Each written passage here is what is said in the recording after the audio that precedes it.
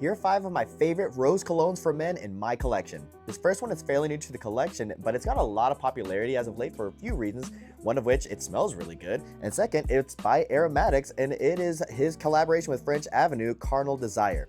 It is a very sexy type of rose fragrance that's meant to be more mass appealing. I'm not gonna lie, if you're trying to get female attention, this is kind of one to look into. Obviously it's got the rose, but it's also got a very nice dark woodiness in the background, probably coming from the oud, but it's also got a very nice earthy woody spice in there that's very enticing. Overall, every single time I've worn it, it has been very alluring to the people around me, and especially if you're trying to enter that rose oud archetype, this is a really good one to start with. This next one is probably the most unique rose fragrance I've ever smelled, and for good reason. It's made using probably the most unique rose out there, and it is Zaharov's Halfeti Black Rose.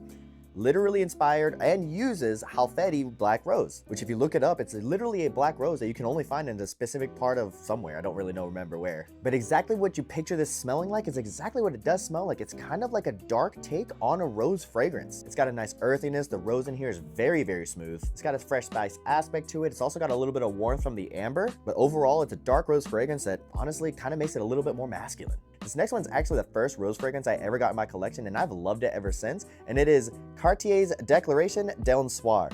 It's mainly a fresh, spicy fragrance, to be completely honest, but it's also got a very rose-forward kind of aspect to it. They're perfectly balanced between the fresh spice aromatics and the rose, which to be completely honest, makes it a much more mass-appealing fragrance that I honestly love wearing to weddings. And I've been to too many weddings out here. Whether it's weddings or springtime, this is really good. This next one is for those of you that love sweet fragrances and just want a little bit of rose in there, and it is Mancera's Roses Vanille.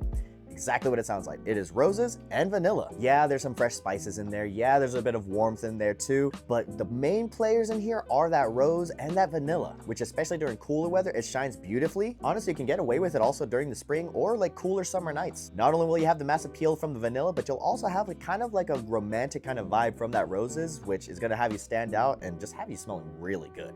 Before I get into the last one, my 2 fragrances, Costa Carta and Costa Azul, are still available, especially Costa Carta, which is my favorite of the 2 and the most popular one right now. This one's attention grabbing with that ginger, mango, vanilla, and passion fruit combo, and especially if you're looking to smell unique, this is the one that I highly recommend. And this next one is also very unique and unexpectedly very sexy, to the point where Curly Fragrance has described this as a Casanova fragrance. It combines roses, coffee, and woods, and it does it very well. It performs beautifully, especially one of those that you can wear during cooler weather or even date nights, especially in spring. If you've ever drank coffee with those edible rose petals on top, this smells exactly like it, and it is Montal's Intense Cafe.